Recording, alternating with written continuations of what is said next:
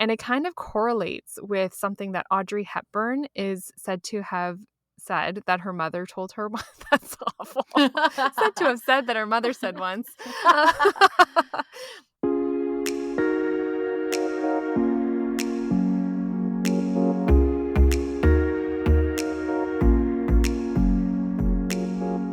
Welcome back to the Modern Lady podcast. You're listening to episode 116. Hi, I'm Michelle. And I'm Lindsay, and today we are talking about the art of conversation. In her book, Etiquette in Society, in Business, in Politics, and at Home, Emily Post writes that, quote, nearly all the faults or mistake in conversation are caused by not thinking, end quote. In a loud and polarizing world, we are starving for great conversations. But in order to have them, we must first become great conversationalists, and it's a skill that not only can be, but should be, intentionally developed. But first, this podcast is brought to you by our Patreon supporters. How about you? Do you want more from the Modern Lady? Become a Patreon supporter, and for just $5 a month, you will have access to extra content. Find us by going to patreon.com/The Modern Lady Podcast. You can also support the show by giving us a rating and review on whatever app you use to listen to podcasts. Your reviews, especially on iTunes, can really help others who might be interested find our podcast too. Your comments mean the world to us. This week's shout out goes to BudgetWiz88, who left us a 5-star rating on iTunes and said, quote, just wanted to say thanks for helping me with my laundry every Tuesday. Much appreciated. Your new episodes make conquering that mountain much more enjoyable. I just appreciate so much the intelligent, insightful, honest, relevant, and joyful content in this podcast. Thank you for all your time and effort, ladies. End quote. Thank you so much, BudgetWiz88, for leaving us your review. Knowing that we are a part of helping you conquer your mountains of laundry every week truly thrills us to no end. And if you would like to leave us a comment, you can do so on our website, www.themodernlady1950.wordpress.com, or you can leave us a comment on Facebook, Instagram, or YouTube, where you can find us at The Modern Lady Podcast.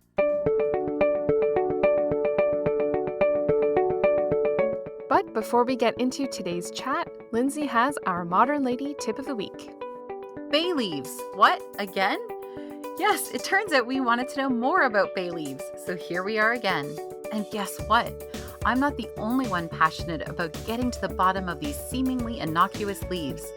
The wonderful website bonappetit.com opens their article on bay leaves with the words, quote, the Illuminati, the Loch Ness Monster, bay leaves. All phenomena that inspire controversy and skepticism. And while we can't speak to the existence of Nessie or secret societies, we can most certainly say this: bay leaves are 100% legit, end quote. Ooh, bon appetit, tell me more. One of the reasons why we don't think bay leaves impact the taste of our food is due to their lack of smell. They aren't strongly odored like rosemary or oregano, but the absence of smell does not mean that they don't have a taste. When they are infused into water or a broth, they add an almost minty flavor with a hint of black pepper and Christmas tree. What they bring to a dish isn't so much about what they add, but what they do. Bay leaves can help a soup or stew feel not so heavy. Bon Appetit goes on to explain that while chilies and spices shout, the bay leaf whispers.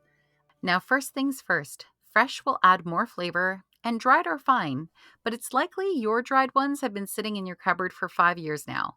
It's time you throw those out and refresh your stock. If you aren't going to use them on the regular, then store them in the freezer. Here's a test. Take your newly acquired bay leaves and boil 2 pots of water, equal amounts.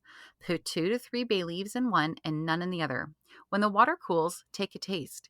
You should be able to detect a subtle difference, and while it might not be strong, it is all part of the invisible foundation of a taste profile of a finished dish. The taste, as I mentioned earlier, is kind of pine-like, kind of minty. Well, it's kind of like Vicks Vapor Rub because of the chemical eugenol, which is the biggest flavor that stands out in a bay leaf. If boiled for just a short amount of time, that flavor stands out more, but if it simmers for a long time, like in a stew, it becomes softer, like tea. There's one recipe from the website SeriousEats.com that focuses on bay leaves as a standout ingredient, and that is their jerk chicken recipe that sees the chicken being cooked on a bed of smoking bay leaves. Finally, perhaps you've decided that you will go ahead and add those bay leaves to your simmering tomato sauce or stew, or maybe you'll even try brining your turkey this year and add some to the liquid. But if you really want to increase your skills in the kitchen, try your hand at the classic French technique of the bouquet garni. This is a little bundle of herbs that are dropped into a pot while something is cooking in order to infuse flavor. Typically, you would have some fresh parsley stems, a dried bay leaf, fresh thyme, or other green herb like rosemary, savory, or cilantro, and some whole peppercorns. And you wrap those items up, bundling them with unwaxed cooking twine or some cheesecloth. And there you have it. The foundation of a great meal is ready to go. Well, I just love that description that you started out with the mysteriousness of the bay leaf. Oh my gosh, the Yes. bay leaf is like the herb equivalent of that mysterious, dark, curious stranger standing in the corner of a party, and you don't know who it is or where it's going to go, but you're intrigued. Yes. Hi, bay leaf. How are you doing? Yeah, but this is so helpful to know because, like you mentioned last week, I actually did not know what a bay leaf was supposed to taste like or what it was Mhm. supposed to be doing to the dish. And I have seen, like in movies and stuff, the French way of cooking of throwing that bouquet into their Mm. simmering pots. And so, yeah, it's just another arsenal in our kitchen skills repertoire. 'Tis the season for warm greetings and merry visiting. But what does one talk about? How does one carry on a conversation? What if one has nothing to say? Never fear, dear listener, the modern lady is here. The art of conversation truly is just that, an art. And it's one that comes especially in handy with the holidays around the corner, right, Lindsay? That's right. It is the holiday season, and that means visiting with family and friends with perhaps a few cocktails and Mm-hmm. a world that still seems like it's on the brink of spinning out of control and a population divided on almost every topic. While the mixture of holiday stress plus alcohol plus family might quickly turn in a direction that no one really wants it to. So, what can we Mm-hmm. do? Right, Michelle? This is what we're going to talk about today. So, we really strongly believe that we can model what good communication looks like. And, like you said in your opening, like so many things that we talk about on this podcast, we believe that it's a skill, but that it takes Mm-hmm. time and practice to master. And that's really it. I think that we may not have ever thought about it in an intentional way before, Hmm. right? So we just talk. Yeah, But there we're kind of good truly at that. is. Yeah. It's kind of what we do. I don't know if people have noticed, but for the last almost 4 years now, we've just been talking. That's right. Yeah, but no, yeah, it's true. Like we know that we are supposed to converse, but we never well, at least I have never received formal training on how to Yeah. approach conversation, and so I just talk. Yeah. Right? But that knowing that there can be a systematic approach to it, that there can be a guideline on how to say, what to say, all these different things really helps frame what conversation could be, and it could be so much better than what I think we're used to. And I think it's so fascinating because for something that we haven't been taught formally, like you're Mhm. saying, and that seems to come naturally for some people and not for others, as soon as we started researching, we realized there's actually a very long history of teaching Mhm. conversation.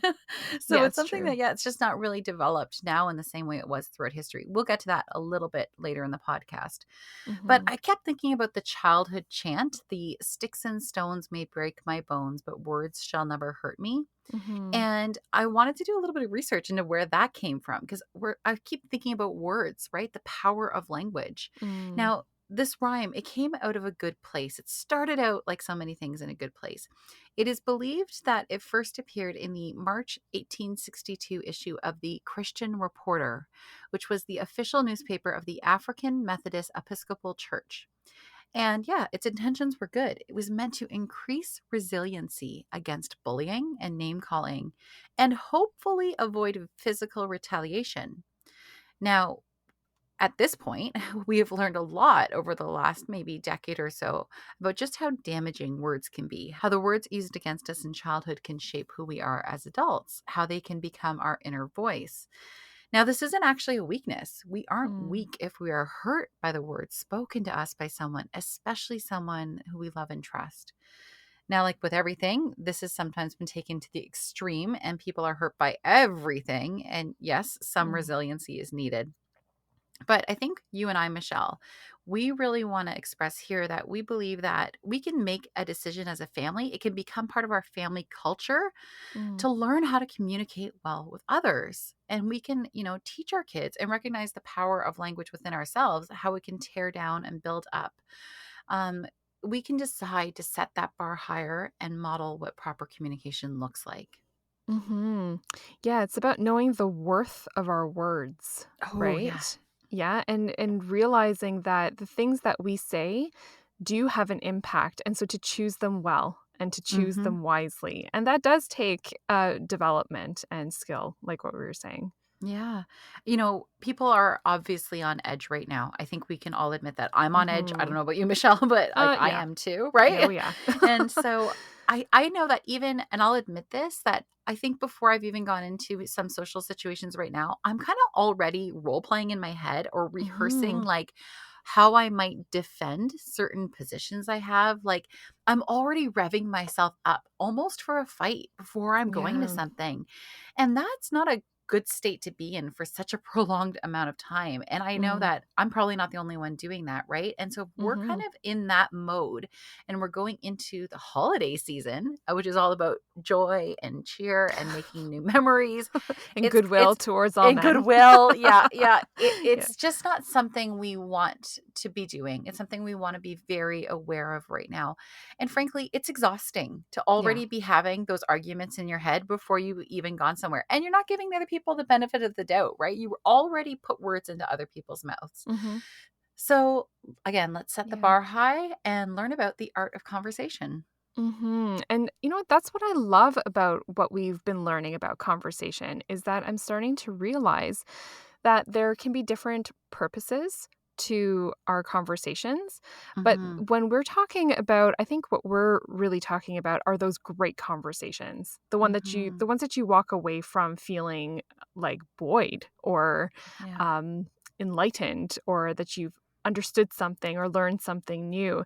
And the difference is between those kinds of conversations we really want versus the kinds that we may fall into more often than not is because it's actually more relational than we think, right? It's Hmm. actually more about the relationship between two people than it is about the subject matter itself, often enough.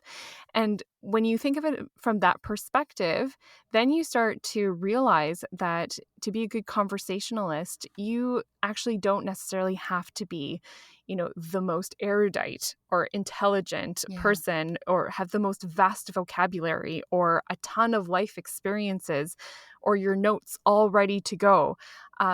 When you're entering into a conversation with somebody else in an attempt to strive for that deeper understanding because you care about the other person, that can really help switch the mind frame and the perspective of what it's going to take to elevate the talk.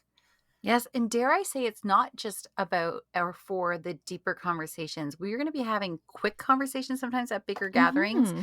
It really should be Yes. every interaction that we have that we set the tone if we can and be intentional about leaving every interaction, no matter how short or how long, leaving the other person feeling good, right? Hmm. And Hmm. there's that quote from Saint Teresa of Calcutta, better known as Mother Teresa, and she said, "Let no one ever come to you without feeling better and happier.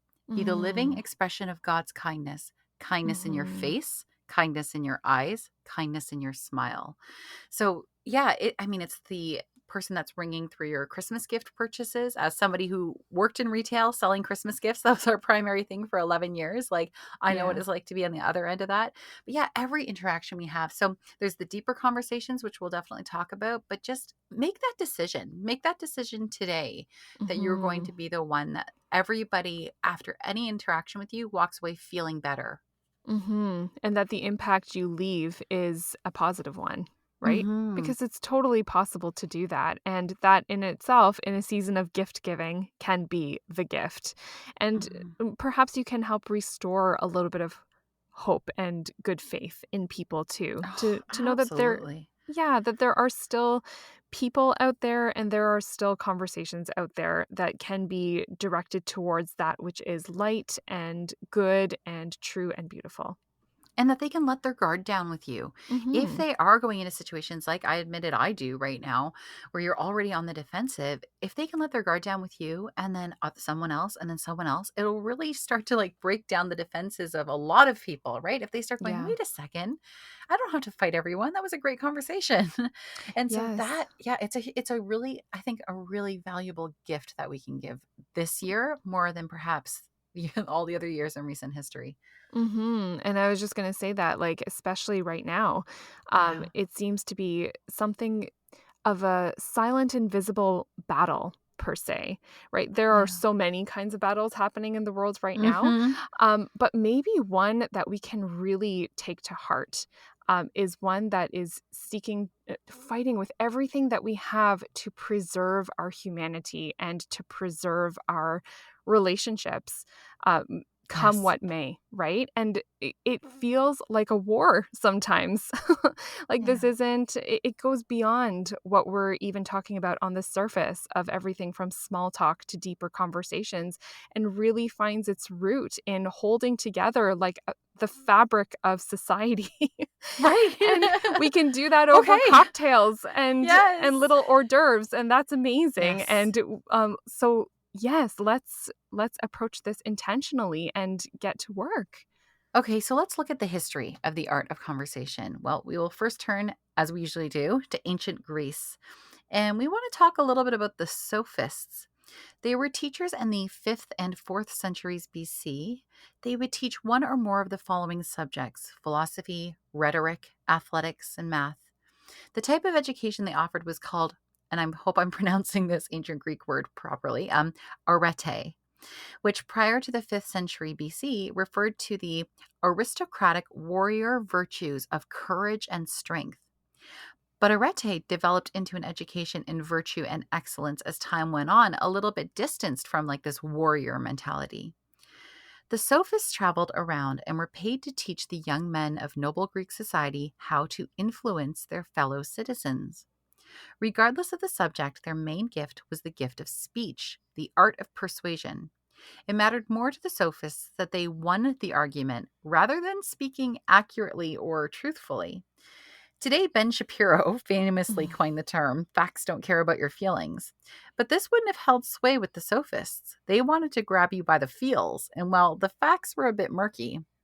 Now, they were good, very good at what they did until someone else came along and fought back using a little something called reason and a little something called logic. Enter Pesky. Socrates. Yeah, Yeah. those pesky skills, Pesky virtues. logic. Yes. So Socrates and his aptly named Socratic method. Now, we know that Socrates lived from 470 BC until 399 BC. And if the math confuses you as much as it did me, that puts him at 71 years old when he died. Back to the Socratic method. It's also known as the method of refutation. According to Wikipedia, and yes, I used Wikipedia because we aren't historians, the method goes as following. And this is just in my own words. I break it down, try to break it down very simply. So here it is. Number one, Socrates picks a subject that his opponent is knowledgeable about. Number two, he asks them to define the subject. Number three, Socrates proceeds to ask questions that pick apart and inevitably contradict the original definition. Number four, the other person comes up with a new definition. Number five, Socrates picks apart that definition with more questions. Number six, Socrates never lets the other person forget that he's just simply looking for the truth. Number seven, the person keeps speaking in circles, demonstrating their ignorance. Number eight, at the end, Socrates successfully casts doubt on whatever the first definition was and the subsequent definitions, which usually happen to be common knowledge or common opinion on things. The Mm. opinion held by the person that he argued with, he breaks apart, and yay, Socrates wins. That's The Socratic method in a nutshell. Okay. So yeah, what I'm gleaning from that is you want to be Socrates. Yes. I just I often find myself perhaps in the opposing Socrates perspective. I know what that feels like. Yes. But yeah, and so I do like the Socratic method of conversation because it's a way of keeping conversation going. I've often heard it Mhm. referred to as like you continue to just ask questions, Yes. right? So your response is always a question to Yes. further to ask basically the person to further develop their thought, and then you Yes. respond with another question. Yeah. And I think that's a great tactic. Yep. You could like seem like you're grilling people at a holiday party if you're using Yes. solely the Socratic method, but it's something good to remember. Like if you're fishing for something to say, ask them another question. Ask them a deeper question. That's really good. And I think it comes down to intention too, because I think you can use Mhm. it to just tear apart someone's argument, like Socrates did, or you can use it, like you said, to truly get to understand it better, right? It really Mhm. this method really comes down to your intention and what you're using it Yes. for. Mhm. Yeah, I love that. Okay, speaking of another Greek, I remember learning about rhetoric and Aristotle's art of persuasion and his Mm-hmm. teachings on that.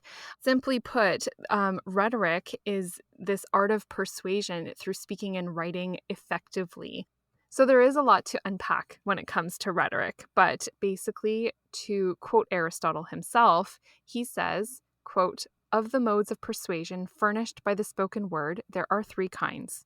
The first kind depends on the personal character of the speaker, the second on putting the audience into a certain frame of mind, and the third on the proof, or apparent proof, provided by the words of the speech itself. End quote.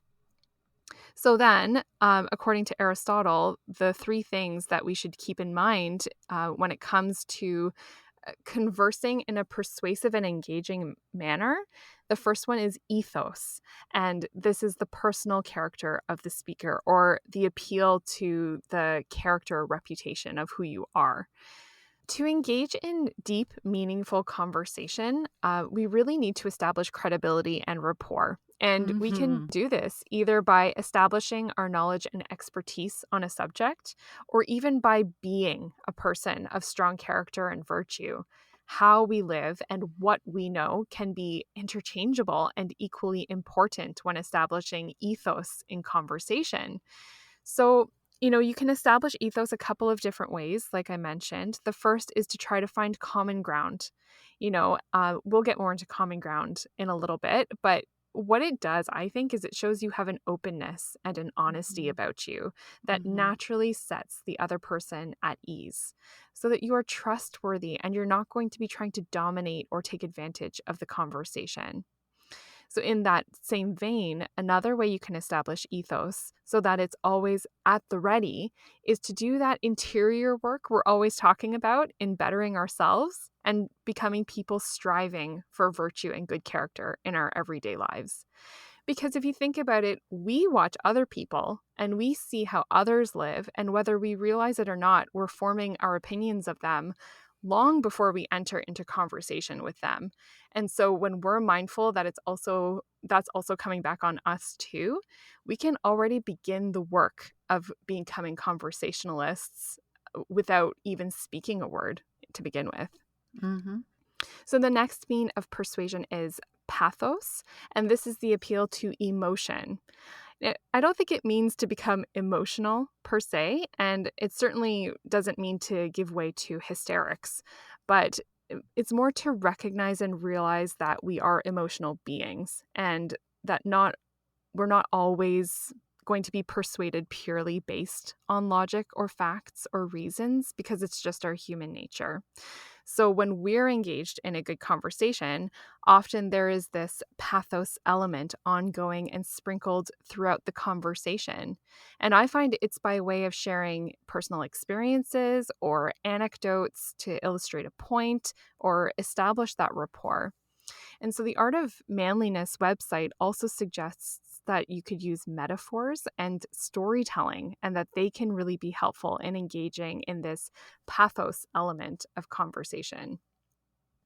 And then the third means of persuasion is logos. And this is the rhetorical appeal to reason.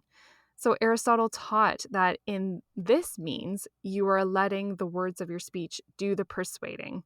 So the thing I find interesting about logos and using reasoning is that we have to be sure that when we're shifting into conversing using facts, that our facts or reasoning is valid and that these premises are true, and that will make our point of view valid and solid. So I say all this, the three means of persuasion in use in conversation, it's definitely more of a tool, logos is, to use when you're finding yourself in debate. But I do think that if we are in a conversation that may start veering into debate, and debate can be healthy and a lot of fun and awesome too. But we should just be sure to know whether our logos or our facts and reasoning um, are in fact factual and Mm-hmm. true before we start using them in conversation as fact, or at least be upfront in acknowledging that we may need to look into things more. In this way, we can just avoid coming across as hypocritical or as someone who just speaks without thinking. And in a way, too, if you think about it, that would destroy our ethos. And then the cycle just Mm-hmm. continues. And this is so clearly the evolution past the sophists who just wanted to convince you That's without right. necessarily using fact, right? So Yeah. logic, reason. Let's remember these these building blocks of a proper conversation. So finally, we'll look at one more historical expert when it came to debate and conversation, someone we refer to all the time, and that's St. Thomas Aquinas. Now, obviously, we're great lovers of him, and we just thought that it Mm. was time to kind of define a method that we often refer to in this podcast, but we never really look into. So, he used a method called disputed questions. It was an academic debate technique used in medieval universities, also known in Latin as questiones disputate, Mm. or the scholastic method. So, a question or topic would be introduced, and then the best objections would be put forward, and the defendant had to use reason and logic to make their case and answer each objection in a very thorough manner. Aquinas would do this very well, especially in his famous Summa Theologica.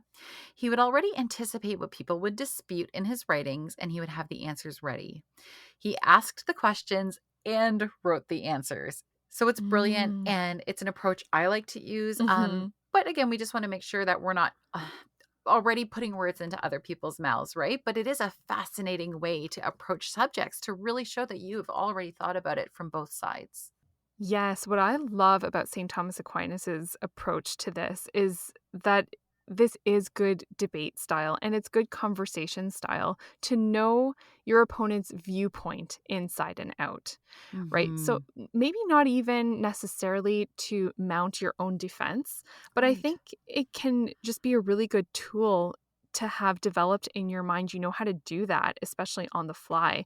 I was just speaking to a friend the other day who was describing the missionaries that she knew in her own family and how they would really work on this, especially when they were speaking to people of different faith backgrounds, is that they would spend a lot of time really familiarizing themselves with that faith tradition because they wanted to be able to speak well on both subjects.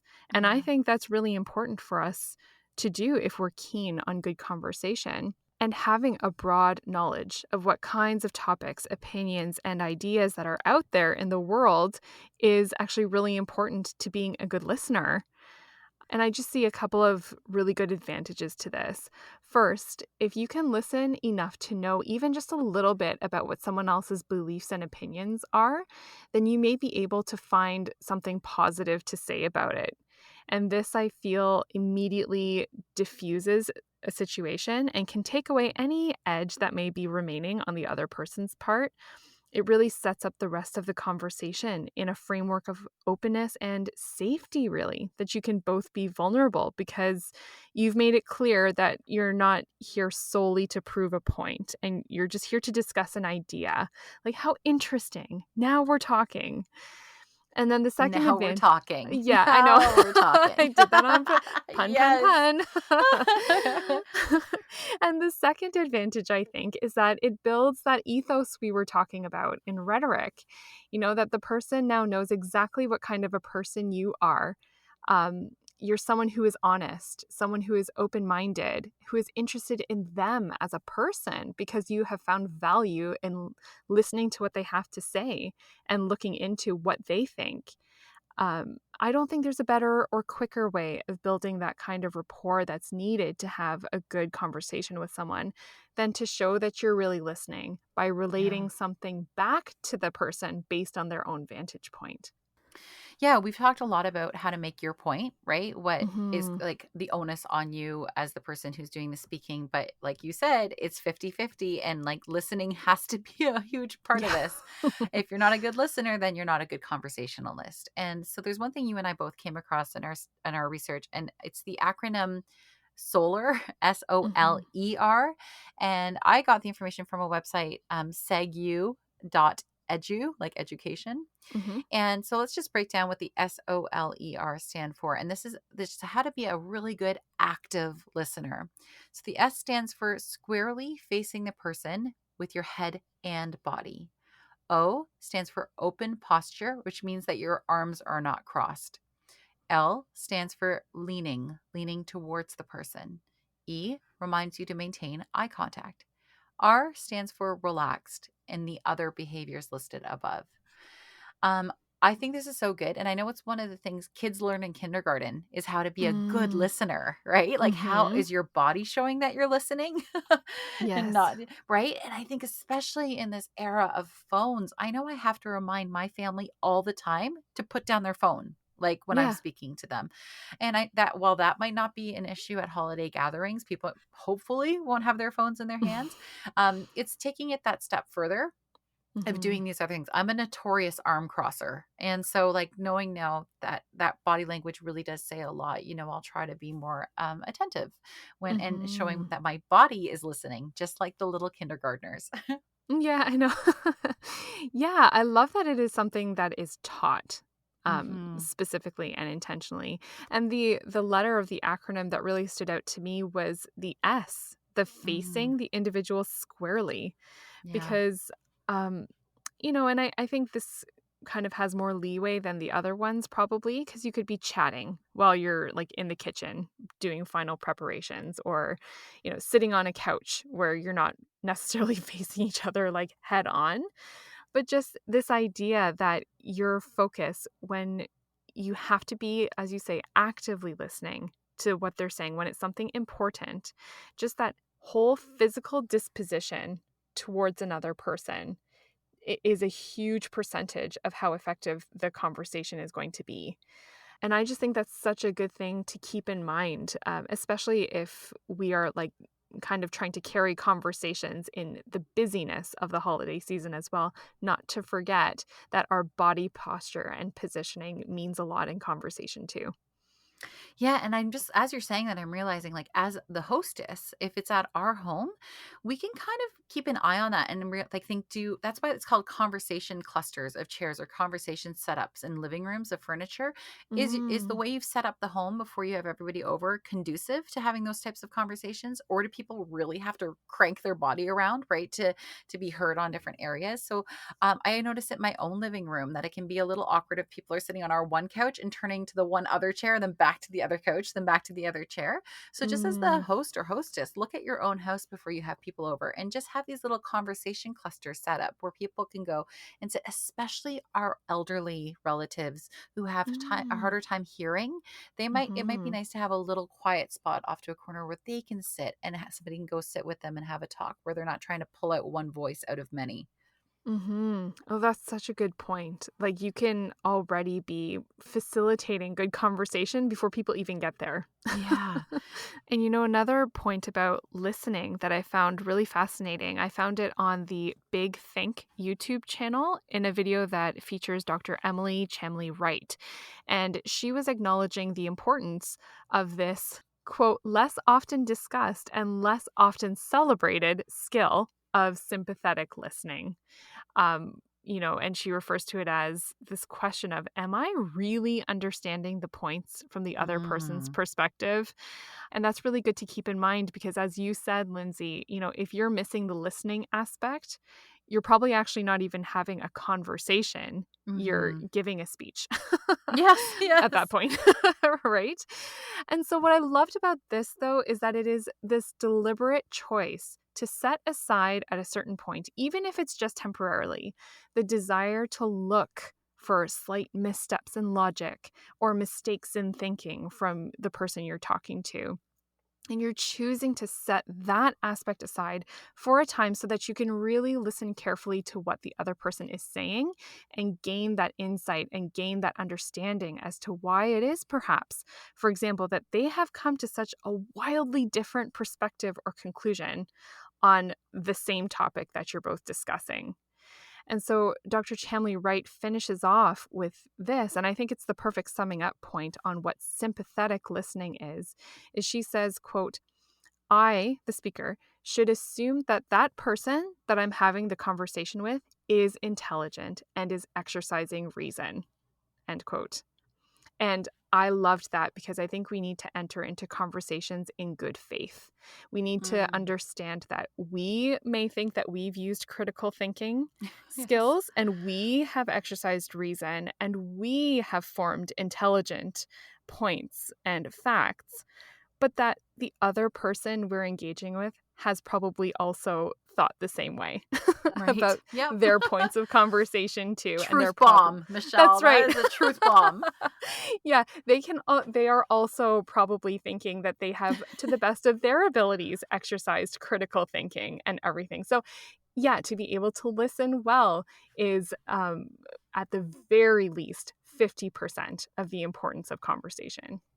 Well, that perfectly leads into the next thing, which is how to talk about those hard topics, the things that are on everybody's minds right now, and that can have a significant impact on our relationship and that will likely come up during holiday visits. I came across a great article on Motherly that shares the acronym VALUES. And this technique for having the hard conversation seems to be very balanced and respectful. And Michelle, it's so much of what you were just saying about why it's so important. So let's look at values. So the V means validate their point of view. And you can validate someone's thoughts and feelings without necessarily agreeing with them. I think that that's Mm, a huge point. mhm, A means agree with something they say. You were talking about this earlier about finding some common ground. So even I think mhm, with very opposed different opinions, there's still a common ground. Like we mhm, can always agree that family matters and that these past nearly 2 years have been very hard. If all else fails, you mhm. can agree upon those things, right? And that's where you Yes. can meet in the middle. Now, the L means let them know why it's right for you, whatever decision you've made in your family. Now, this is different from convincing people. You don't have to do that, but you can Mhm, explain why you made a decision for yourself and your family. And this does come up all the time when we're talking about our kids, right? And family discussions. mhm, I love that. In my head, it's always about convincing the other person, and yeah, to just be freed from that expectation actually mm, within myself that I don't actually have to convince anybody, but you can owe an explanation sometimes about the way you've done things, and that's a very different thing. Now, the U means upside. Keep your tone positive and be the one to point out the silver linings. Make that decision that you're going to be the one who does that. Keep in control of yourself. The E in values means everybody wins. Again, you don't have to convince anyone or bring anyone over to your side. Everyone wins when common ground is found. And this common ground will allow everyone to walk away from the conversation feeling heard and hopefully happy. And finally, the S, it means stand firm. I'm taking this quote directly now from Motherly and it says, this is a conversation, not a negotiation. Whoa. mm, mhm, Don't feel pressured into changing a decision that you've already made for your family. So you can stand firm in whatever you're already believing when you entered into this conversation. But again, keep the tone under control, stay positive, and maybe inject a little humor. Just be Mm. very intentional about the tone you're using as you're standing firm. So Mm-hmm. remember also that it is 100% normal to have different views on what has happened over these past 2 years. But it is also true that regardless of how well you might try to practice those values and those tips that we just gave, others are not going to be as kind, right? Others might not have put in Mm. the work trying to learn those values and trying to put them into play in a conversation. But you can walk away from those interactions with peace in your heart, knowing that you did all you could do to be a good listener and a loving friend or family member, and that's all you can control. Mm-hmm. That is such a powerful point to remember, is that we have no control on how someone responds to us. Yep. That we can be the most well spoken, we can be the most gracious in our speech, we can be trying the hardest to make that common ground and that connection, and it could still fall flat, and it could Yes. still be taken wrongly. And not have the outcome that we really hoped for, but that part is out of our control. And I like what you were saying, that even just knowing that you really did your best to set yourself up to have a kind and understanding conversation, that can in and of itself give you peace of mind. All right, so these were really good points for if some of those harder topics come up in your gatherings or conversations this time of year. But not every conversation is going to be so loaded or so Mm-hmm. grave, right? And there Yep. are still plenty of opportunities to practice conversation that may not go quite as deep. Yeah. So we were looking into some tips, right, Lindsay? And Yep. I came across this great quote by way of our first tip. And it's that quote, I is the smallest letter in the alphabet. Don't make it the largest word in your vocabulary. End Ooh. quote. I know. Boom. Another Yeah. bomb dropped. Wow. And that was by Dorothy Sarnoff, who was an American opera singer. And it kind of correlates with something that Audrey Hepburn's mother once told her, and that is that I in conversations is boring. Mm. So I love that, because I don't think it means that we can never state our opinions or use the word I. Like, it's not a banned word. Yeah. But I do think it's a good reminder of the proper place of I in a conversation, that we can use it to relate something the other person has said to us, maybe as a springboard to the next point or as an assist to asking a deeper question. And then the other tip that I really thought and use often myself too is just to not be afraid of pausing. You're allowed to Mm. stop and think. Yes. I do this all the time, right, Lindsay? I'm just like, let me think Yes. about this. And I've had to learn to allow that. Not that I'm giving you permission, but for me, I Yeah, yeah, don't yeah. usually pause, right? And it took me a while to like let that happen without me feeling uncomfortable about the pause because you know Mm-hmm. what I mean? Like I had to Mm-hmm. learn that as, I guess as a listener. Yeah. Yeah. And it's something that we feel awkward with pauses. Yeah. So on the website elegantwoman.org, it says that, most conversational errors are committed not by those who talk too little, but by those who talk too much. Yeah. And yeah, so, I really like to think about what I've just heard often before I respond. But there are a couple of tips for that if you don't just want to just stare at someone as you're collecting your thoughts. Either I will try to fill that pause, especially if it's a short beat, with either what I call an affirming sound, like mm-hmm or or just a general statement that acknowledges that I've heard what you've just said, like, oh, that's a good point, or oh, that's interesting. That's me mentally trying to think of a response, right? That's giving me a second to think. Yeah. But I have also, in some cases where more thought may be required, I've just been honest and I've said something like, wow, I've never thought of it that way before. Let me think on that for a second. Yeah. And on the one hand, it buys you time. And on the other hand, once you do begin talking again, I feel like the other person now knows that you're probably thinking out loud at this point. Right. Right. So if it becomes a bit rambly or you misspeak, it can grant you a bit of grace in the conversation too. And I think this is a good time to point out to our listeners that this podcast is very edited. by you, Michelle. Very, So yeah. very. And I think that that's important to know because you guys might listen to this and think, wow, Lindsay and Michelle might have mastered the art of conversation. But Michelle has deliberately, removed those pauses, right? Or us rambling. We Yes. definitely get rambly. And one of us will just trail off and go, that was rambling, Yeah. right? Cut that out, right? Cut And it we'll out. even say, like, we're not going to put that in. Like, we Yep. actually make those comments. Yeah, good Yep. point. And so you might listen to this and think, well, I can't converse with somebody like this. But this isn't exactly a proper example of a real life conversation. This is very Mhm. produced, right? So Yes. I think that that's interesting. I laughed how, because one of the first steps you do in editing this podcast is removing the pauses. It's one Yeah. of the easiest first editing steps, right? Yeah, because we're editing for the listening experience of it, Yes. right? Yes. But it's truly not an accurate representation of the real life conversations, even when we get together in person. It doesn't Yes, sound like the absolutely. podcast. So yeah, No, you're right. I love what you said about I and using I language because I am one of those people that definitely loves to jump in with my own stories. It's just, you know, it's something I've tried to work on and try to conquer.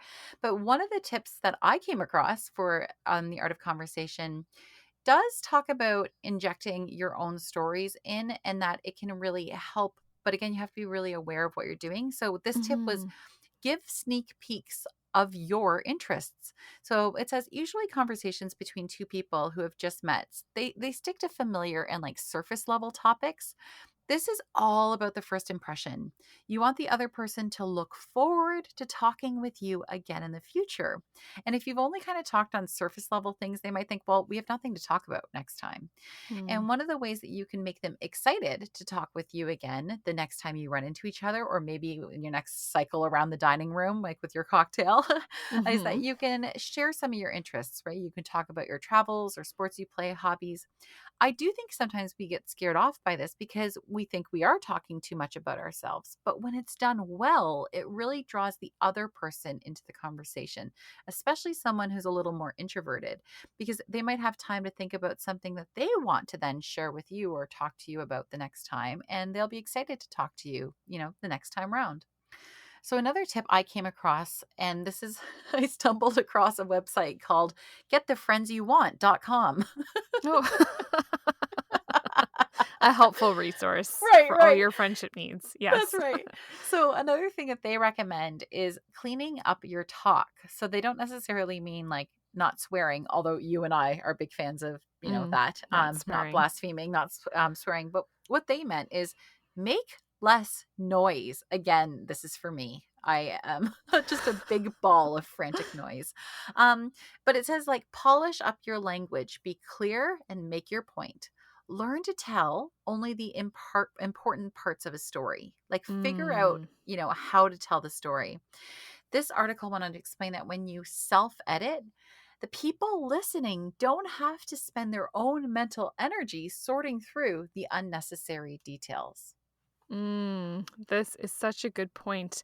My mom always told me in terms of writing, but it applies to this. She would always say, "Précis writing, Michelle. Précis writing." That Yeah, means like summarize, like yeah. shorten it up here. And I do see how that would really keep conversations focused. Otherwise, is when things can get rambly. So, another tip for mastering the art of conversation is honing your comedic timing. Now, you and I, we both think we're hilarious, right, Michelle? Yeah, obviously, yes. We are really good at this. But the question to ask yourself is, can you diffuse tension and bring levity to a situation? Do you know how to do that? Do you have that Mhm. skill? It really is something that makes a great conversationalist. Now, you don't have to be a comedian. You don't have to say things that will actually make people laugh out loud, chuckle, guffaw. But it means that you have a good sense of humor, and that involves that good timing, a sense when you can like push the boundaries a little bit. There Mm. are people who naturally have this as a gift, but one of the interesting things about this is that you can learn this. Like you can learn how Mm. to make people laugh, right? So you can pay attention to what is funny on TV shows to you, or if you have a stand up comedian that you like. And there are also plenty of books that help you develop your sense of humor. There's a few dry dad jokes you can memorize, right? Have stored in your arsenal to break out. But yeah, comedic timing, it really is here. And I agree with them that it is that mark of a great conversationalist. Yeah, like a well-timed one-liner or even Mm-hmm. like a groaner Yeah, or groaner. Yes. puns are always on the table. You can just Yes. throw out a good pun. Yes. And I would love to add too, like a sense of just a bit of like self-deprecating Oh, humor. yeah. Being able to laugh at yourself is Yeah. often one of the easiest ways to like get everyone else to loosen up a little bit. Mhm. And I mean, like I know for me it spares me nothing Yeah. in terms of we have no pride Yes. left, right? But yeah, just being able to kind of laugh at yourself, or if you like mix up a word or something like that, be kind of exaggerated in your own response to yourself. I really Mhm. feel like that kind of levity too just kind of breaks the tension because everyone, yeah, feels like it can just be a little bit more casual. There's doesn't need to be the stiffness, Oh, if yeah. that's what everyone's feeling. Now, the final tip that I have here is just a really good one, and it is a reminder that the art of conversation can be rehearsed. Now, not necessarily Mm. talking about role playing, but you could do that. But it just says that the person who's telling that really great story, or the person who seems like they really know what they're doing in a conversation, chances are they've told that story 50 times. Chances are Mm. they've used that little groaner, the little zinger, the one liner, even just like their canned response to something, like there's a very good chance those people are using something very comfortably that they have said over and over and over again. This is they've really learned and again honed their timing, their tone, and their delivery.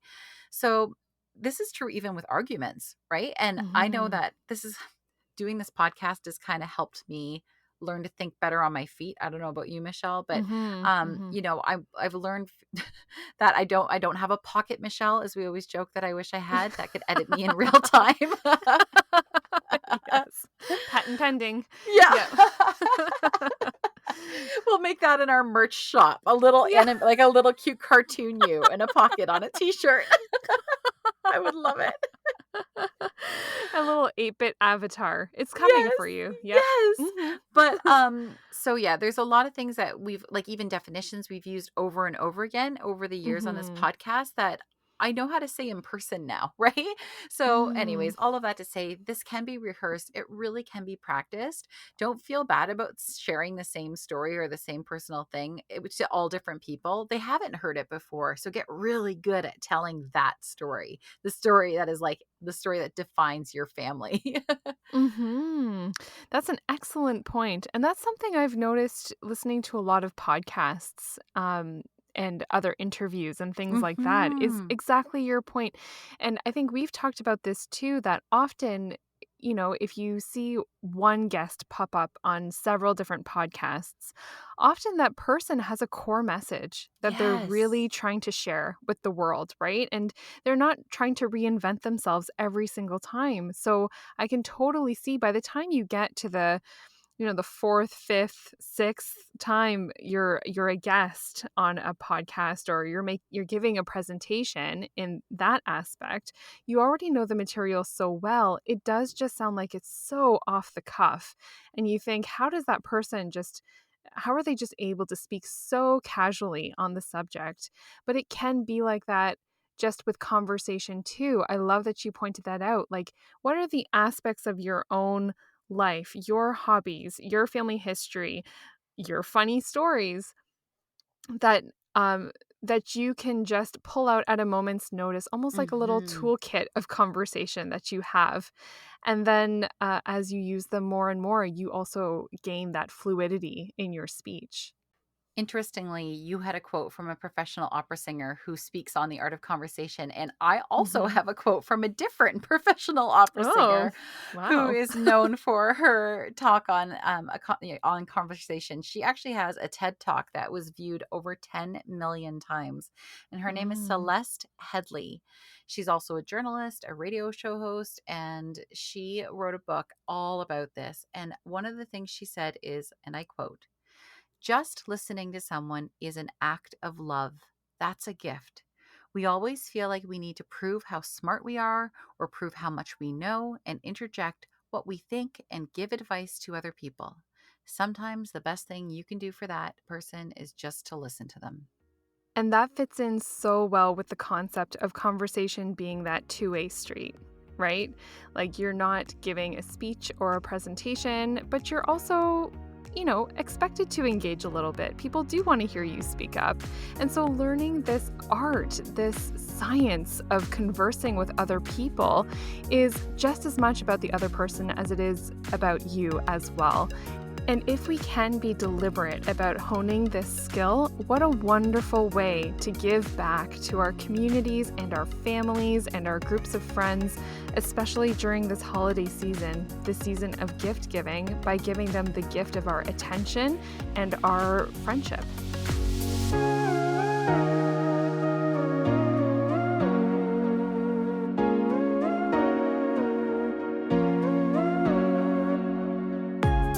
Okay, it's time for our What We're Loving This Week segment of the show. So, Lindsay, what have you been loving this week? Well, you know that I have a new obsession. It's time Mm-hmm. to share it with everybody else. But this has been my go to for several weeks now whenever I have a 10-minute break. So there is a YouTuber and channel. Her name is Hammy Mommy. Now I'll spell that because you're probably like, what are you saying? But it's HAMIMOMMY, Hammy Mommy. Now, the woman behind Hammy Mommy is 34-year-old Kim Song Mi, who normally uses the alias Hey Greendle due to her Mm. strong desire to remain anonymous. She never had dreams of fame, and the immense popularity of her channel has completely taken her by surprise. She has nearly 2 million subscribers. She is married and the mother of one, and her young daughter is named, you guessed it, Hammy. And Hammy is the cutest little girl. The New York Times ran an article on her this past February and described her as Marie Kondo meets Huga, which is pretty much my dream combo. That is my dream aesthetic. Mm-hmm. So she has barely done a face reveal, so you don't really see her aside from like the back of her head, which is often in a long loose ponytail or a bun that's very reminiscent of a Disney princess, or her delicate waist defined by a cute skirt or apron. And you'll hear snippets of conversations in Korean, but you rarely hear her voice standing out from others. She blends into the scene, and this is, I think, what I love so much. She's the ultimate homemaker. They are currently renting a home in Seoul. It's the first time they've ever lived in a detached house versus the typical apartment living in South Korea. But she wanted her daughter to experience a house during this lockdown, so they rented one. They even do a video where they go house hunting in Korea, which is just so cool to watch. She's also Mm. the most clean woman that I've ever seen, and she's incredibly environmentally conscious. She tries to reuse everything, and I've already learned so much from her. She's an excellent cook, and it's the most healthy food I've ever seen. She's also Mm-hmm. very educated and had a high-powered job and worked as a translator before taking some time off to raise her daughter. Basically, it's a fairy tale, but it's better than that because her videos sum up the very essence of my favorite theme, which is the extraordinary beauty of ordinary life. Now, once you've started watching Hammy Mommy, you'll find lots of similar accounts popping up. This homemaking YouTube trend is pretty big in Korea right Mm-hmm. now, right? And I've Mm. watched others, but just no one really comes close to her. You can also start searching up slow living vlogs, and you can even like pick a country, and you'll find certainly other people trying to do what she's doing all around the world, and just women showing us just how skilled and beautiful homemaking really is. I know you recommended Hammy Mommy, and Mhm. truly, it's become our obsession over Yeah. here too. My kids watch it. I know I texted you after we watched our Yes. first one. My Yes. kids were like, "Can I please wash the floor? Can I do the dishes tomorrow?" And I was like, "How about we clean our rooms, children? That could be a Yes. great first step." Yes. But there is something so peaceful and calm about watching her move through her house. When you said Mhm. she blends into her house, it's Yep. so true. It's like she's so efficient. She's so good at Yeah. cleaning and cooking, but at the same time, you think you're watching almost one of those ambiance Yes, you do. videos. It feels like that also in a similar way. So, you know what? It is kind of like Lindsay, who Mhm. we recommended last year, but even more relaxing, if you could think Yes. of it that way. Yeah. Yes, and not as intimidating because Liziki's like building her It's house, right, from sticks and That's true. some mud, and then sewing all of the furniture for her house. So she's incredible. But True. if right, it feels like Hammy Mommy, like you said, like your kids were inspired. I watch her for 20 minutes and I get into a Mhm. total zone and she's the only thing Yeah. that relaxes me. But then I jump up and I want to clean just like your kids. Yeah. Like the reason I've been so frantically cleaning on social media the last couple of weeks is thanks to Hammy Mommy. Oh my goodness, it is brilliant. And I know, like, I've started washing dishes by hand Mhm. again because I'm like, oh, it's just so beautiful. Yeah. So Yeah. beautiful. So what have you Mhm. been loving this week? Well, I just listened to another audiobook, and Mhm. this one is called Till We Have Faces by Ooh. C.S. Lewis. Ooh. Yes. Have you ever heard of this book? No. Okay. So apparently, this was one of the last books he wrote in his older age. And Uh-huh. it's a novelization and retelling of the popular Greek myth of Cupid and Psyche. Hmm. So, basically, to give some background, the original myth centers around Psyche, who's the third daughter of a king and his queen, and she is by far the most beautiful of the girls. The people of her kingdom worship her for her beauty, and this angers Aphrodite, the goddess of beauty and love. So, in the myth, Aphrodite tells her son Cupid to take the girl away and get rid of her, but instead he falls in love with her and hides her away in his castle and marries her. The catch is that he tells her that for the time being, she can't look at him. She can't see him. And it's because he fears word getting back to Aphrodite Hmm. of his disobedience. Now, the original myth does continue as to what happens next with Cupid and Psyche, but this is the main gist of C.S. Lewis's book, Till We Have Faces. And so he tells this story from the perspective of Psyche's older sister, Orwell. And it's really interesting to see how it differs and adds to the original myth. Apparently, C.S. Lewis couldn't get this myth out of his mind because some of the actions of the characters seemed so illogical to him and their motivations weren't good enough for Hmm. him. So he rewrote the story, focusing far more on the character motive and development, especially of this older sister. All in all, I can't recommend this book enough, and it completely captivated me. It's a truly enjoyable mix of fairy tale, myth, philosophy, and commentary on human character.